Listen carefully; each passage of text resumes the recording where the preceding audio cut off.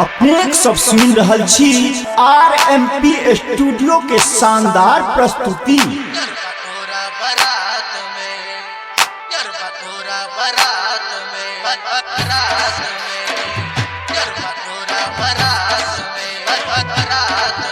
जय माला में साली तो हटे लो जब यार, उसी से उसी टाइम नैना हो गया चार।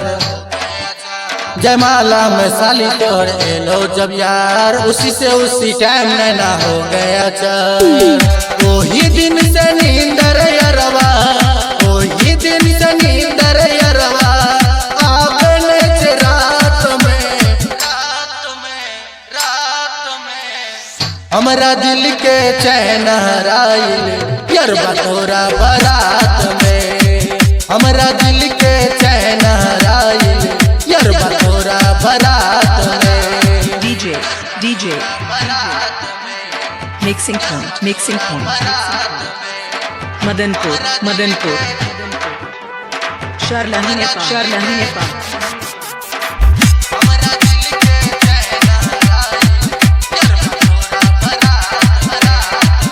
तेरे साली से मुझे हो गया है प्यार, उसी के लिए दिल मेरा है बेकरार। ओकरा से मुलाकात करके तू लगा दे कोनो जुगाड़।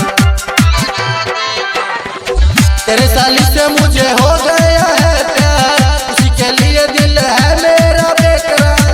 ओकरा से मुलाकात करके तू लगवे कोनो जुगाड़। सासुर जाय के पलान बनाबो, सासुर जाय के पलान बनाबो, हमहू चलब साथ में। हमरा दिल के चैन हराइल यरवा तोरा बारात में।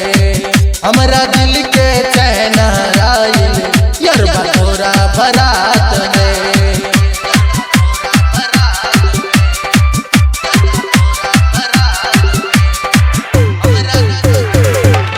DJ Santosh Madanpur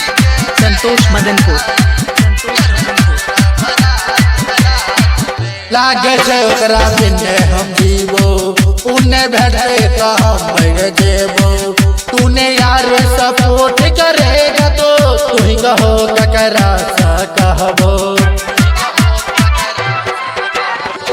लागे छै ओकरा बिने हम जीवो, उन्हें भेटो तो हम मर जेबो। तूने यार सपोर्ट करेगा तो तुम ही कहो ककरा से कहबो। समझा के साली के हथवा, समझा के साली के हथवा, दिया की हर रोशन के हाथ में। हमरा दिल के चैन हराइल यरवा तोरा बारात में। हमरा दिल के चैन हराइल यरवा तोरा बारात में। हमरा दिल के चैन हराइल यरवा तोरा बारात में। RMP स्टूडियो के लाल बटन दबाकर सब्सक्राइब करी, संगे ही बेल आइकन के दबाना नहीं बिसरी, ताकि अपने सबक समक्ष नव प्रस्तुति अभित रहे।